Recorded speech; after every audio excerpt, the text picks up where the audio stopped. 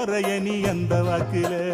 கல்லு கட்டு நோக்கத்துல வந்த மாப்பிள்ள இப்ப சுத்தி சுத்தி ஆடி